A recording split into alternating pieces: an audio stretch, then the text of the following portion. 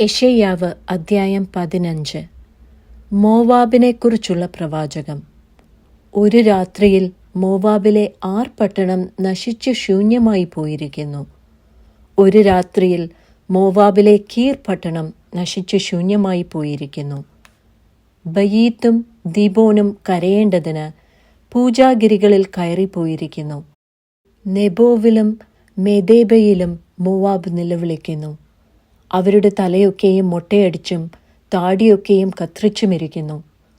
അവരുടെ വീഥികളിൽ അവർ രട്ടുടുത്ത് നടക്കുന്നു. അവരുടെ പുരമുകളിലും വിശാല സ്ഥലങ്ങളിലും എല്ലാവരും മുറയിട്ടു കരയുന്നു. ഹെഷ്ബോനും എലയാലയും നിലവിളിക്കുന്നു. അവരുടെ ഒച്ച യഹസ് വരെ കേൾക്കുന്നു. അതുകൊണ്ട് മോവാബിൻ്റെ ആയുധപാണികൾ അലറുന്നു. അവൻ്റെ പ്രാണൻ അവൻ്റെ ഉള്ളിൽ നടുങ്ങുന്നു. എൻ്റെ ഹൃദയം മോവാബിനെക്കുറിച്ച് നിലവിളിക്കുന്നു. അതിലെ കുലീനന്മാർ സോവാരിലേക്കും എഗ്ലത്ത് ഷെലീഷിയയിലേക്കും ഓടിപ്പോകുന്നു. ലൂഹീത്തിലേക്കുള്ള കയറ്റത്തിൽ കൂടി അവർ കരഞ്ഞും കൊണ്ട് കയറിച്ചെല്ലുന്നു. ഹൊറോനയീമിലേക്കുള്ള വഴിയിൽ അവർ നാശത്തിൻ്റെ നിലവിളി കൂട്ടുന്നു. നിമ്രീമിലെ ജലാശയങ്ങൾ വരണ്ടിരിക്കുന്നു. അതുകൊണ്ട് പുല്ലുണങ്ങി ഇളമ്പുല്ല് വാടി പച്ചയായതൊക്കെയും ഇല്ലാതെയായിരിക്കുന്നു.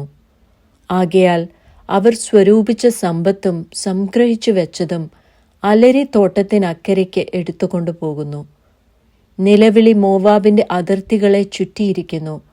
അലർച്ച എഗ്ലയീം വരെയും കൂക്കൽ ബേർ ഏലീം വരെയും എത്തിയിരിക്കുന്നു. ദീമോനിലെ ജലാശയങ്ങൾ രക്തം കൊണ്ട് നിറഞ്ഞിരിക്കുന്നു. ഞാൻ ദീമോന്റെ മേൽ ഇതിലധികം വരുത്തും.